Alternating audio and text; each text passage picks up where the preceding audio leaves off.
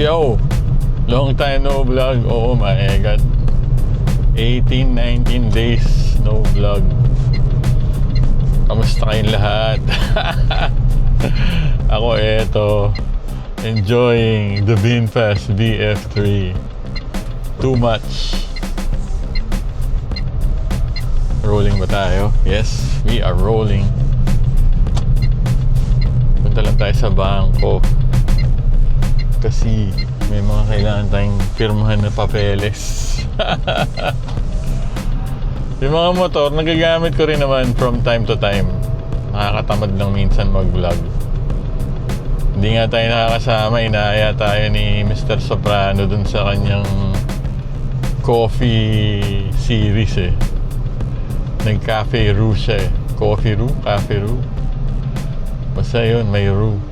Tinamad ako kasi masarap pala yung ulam namin. Kaya hindi na ako sumama. Shoutout pala dun sa brother-in-law ko. Nakakuha na rin siya ng VinFast VF3 para sa mga anak niya. Urban Mint yung nakuha nila. Buti pa siya nakakuha ng libreng mating oh. Tayo wala, kahit ano wala eh. Kahit man lang ref magnet. Yung agent natin nag-resign na pala oh. Wala na siya sa VinFast Marikina. Andun pa rin naman yung mga tech guys natin, sina Mark. Ngayon, naghatid lang tayo tapos tuloy tayo sa bangko. Sarap kasi pag ano eh, pag VF3 eh. Lalo na ngayon tag-ulan. Mag shorts ka lang, sapatos, medyas. Medyas muna bago sapatos syempre. Tapos magsuklay ka lang oh. Ayan, pogi ka na. Pwede ka na mag-drive. Pag sa motor, daming susuot eh. Ewan ko, siguro nabawasan lang talaga yung excitement natin sa pagmumotor. Pero pag nakasakay ka naman na, nagiging exciting na naman ulit. Huwag nga lang talaga uulanin. Dati sinabi ko nga sa vlog na mas gusto ko yung umuulan kaysa mainit. Kasi malamig. Yun nga lang, malakas makadumi. Parang totoo pa rin naman. Yun nga lang, may hassle. Mas hassle. Ang binabala ko na susunod na papagawa natin dito, split seats. Kasi pag sinasakay ko yung dalawa kong anak, hahatid ko sila, may mga dala silang mga gamit. Ang hirap na lahat ng mga bags nila i-load nila bago sila sumakay. As opposed to pwede na nila i-load sa likod via the tailgate kung naka-split yung upuan. Kaya necessity na ngayon yun. Pero frank, hindi pa rin talaga eh. Dagdag lang yun sa magiging maingay eh. For me lang ah. Maraming aalog-alog sa harap. Napaka-OC ko pa naman sa mga minor noises. Tapos ngayon, pag dinadrive ko yung Honda Brio, nabibigatan na ako sa manibela. Hindi pa nga yun naka-mags. Ito talaga parang ano lang oh, kahit isang daliri, dalawang daliri lang, masi-steer mo na eh. Ang gaan talaga eh. Kaya pag dito lang, ito na lang. Ayan, meron tayong noise na naririnig sa likod. Papaayos natin yan sa Thursday. Tsaka ito sa may pinto. Marami na rin nag-post ng ano eh, yung kaluskos dito sa pinto eh, sa driver side eh. Trinay ko na rin yung sinuggest nila na lagyan ng WD-40 silicone spray yung rubber parts ng driver door. Ganun pa din eh, meron pa din. Titingnan natin kung ano magagawa ni Mark. Pero yung sa likod, alam niya na yung gagawin doon. Yun yung sa may bumper, alam niya na yun. Nagawa niya na yun dati, bumalik lang ulit eh. Hirap kasi nung ano eh, pag may plastic, metal, mga ganun. Tapos yung mga clips, minsan, yung mga ibang plastic parts, nakaklip lang sa body eh. Kaya baka yun yung nagiging cause. Mga minor lang naman, minor issues. But still very enjoyable. Napapangiti ka pa rin every time you drive this thing. Napaka-cute kasi talaga eh. It brings me joy. May nakita akong video sa YouTube, may parang hydraulics yung VF3 niya eh. High-tech eh. Umaangat eh. Umaangat, bumababa. Pag marami ka talagang panggastos, pwede mong gawin lahat eh. Tayo naman, kung ano lang yung kailangan kasi wala naman tayong panggastos. Yung boats, di pa rin nabibenta eh. Hirap eh. Ayoko na may benta ng 150. Yun yung mga tawad nila eh. Sobrang baba eh. Huwag na, gamitin ko na lang. Iba rin kasi talaga yung feeling pag naka big bike. Pag nira-ride mo na yung big bike, 500cc, putya, sapat na eh. 500cc with short enjoyment. Yun, ganun lang. Konting adrenaline rush lang, okay na. Saan kayo makadaan? Pag diniretso natin to, mga 4 na stoplight, 4 na pong stoplight, dadaanan natin dito eh. Kanan na lang tayo dyan, sa looban na lang tayo dumaan. Kailangan lang talaga gamitin yung mga motor. Di ba sabi ko nga dati, pag naging chore na siya, ayoko na. Yun na nga yung feeling ngayon, nagiging chore na. Pero malapit na naman ng bare months. Kaya may enjoy na ulit natin ng riding. Kasi lalamig na. Tsaka yun na nga, magpapasukan na. Gagamitin na to ng anak ko araw-araw. It's not as fun for me to drive the Brio than this. Kaya BF3 pa rin talaga. Pag Brio, parang okay. Nag-drive ka ng kotse. Ito parang pag dinadrive mo, parang event eh. It's a fun event, fun experience. Daming beses ko na rin ito na-drive nang hindi nagba-vlog. Parang tinamad na rin ako mag-vlog lately. Wala rin masyadong ma-share, kaya ayoko namang magpumilit. Ngayon na lang ulit. Parang update lang. Ano ba mga upgrades na nilagay natin dito na medyo hindi natin nagustuhan? So far, lahat naman ng nilagay ko, wala namang pinagsisihan. May nabili ba ako dito na ayoko na? Parang wala pa eh. Parang gusto ko pa ng yung additional matting. Yung kahit pang dalawahan lang sa harap para mas madali maglinis. Papagpagin na lang. Yung 5D, okay naman.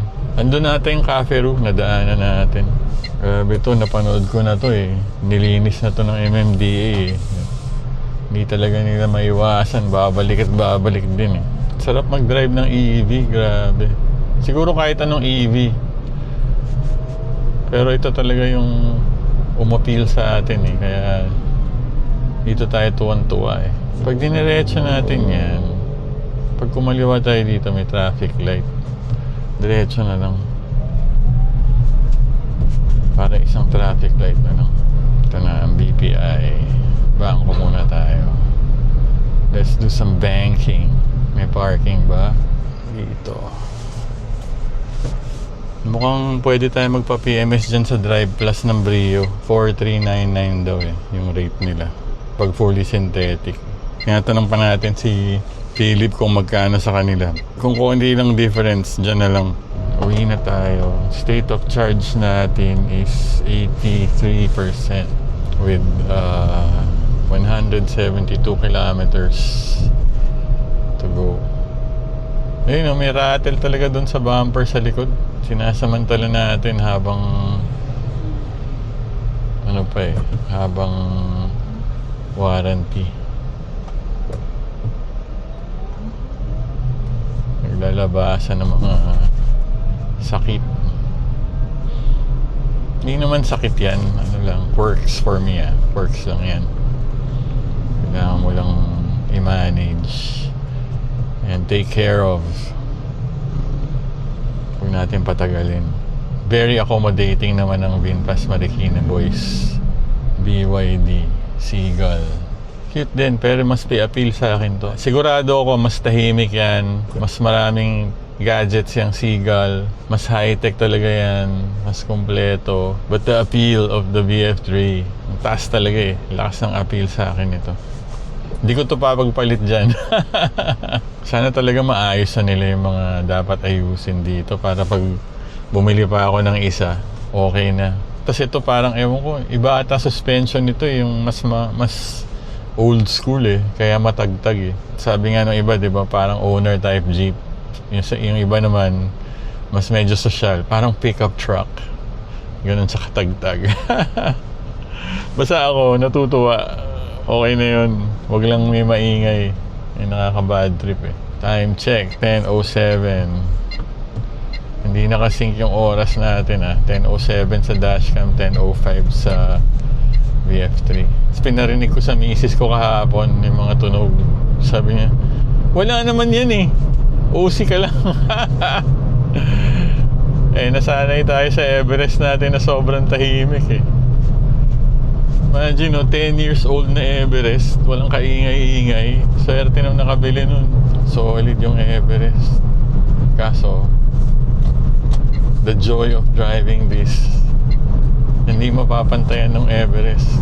Pag nire-ride ko naman yung Cab Pro natin, sobrang saya pa rin. Yun ang literal na driving a slow motorcycle fast. Vespa naman, talon-talon niya sa hatak yung Cab Pro. Pag piniga mo yung Vespa, talagang ibibigay sa'yo yung kailangan mo sa traffic, yung sa mga ganitong city riding lang. Siyempre, Vogue, alam na, di ba? Malamig, magaan. Parang brand new pa rin. Wala nga lang gusto bumili. I guess, alam na natin yun. Expected na natin na pag bumili kang China bike. Although yung NK400, hindi tayo masyadong natagalan sa pagbenta nun eh. Ewan ko pa ba't tong Bodes ang hirap. Hindi siya masyadong ma-appeal. Baka dapat picturean ko yun ng walang top box. Baka sakali. Kasi may picture ako nun eh, nakapaskel sa dingding namin eh. Pag tinitignan ko, nagagandahan pa rin ako eh. Yung brand new pa siya, wala pang plaka, wala pang top box. Maganda pa rin eh. Siyempre yung top box is just there for convenience, but it really kind of messes with the looks. Baka patanggal natin. Total, hindi na naman tayo naglo-long ride. Kung pandito-dito lang naman, tanggalin natin yung top box tsaka yung bracket para maging pogi. Kaya ko na siguro tanggalin sa bahay yun. Magsa-sound trip na tayo para pauwi, masaya naman. Maraming salamat sa mga nanonood, mga bagong subs natin na kahit wala masyadong upload, nag-subscribe pa rin kayo. Sa mga nag-aabang, ito na. Pasensya na't medyo natagalan. Nawala tayo sa mood mag-vlog eh. Sana mapadalas na ulit. Depende talaga sa mood yan. Huwag nyo nang i-share. Atin natin lang to. DJ DLS sa VinFast VF3 Summer Yellow. Peace out.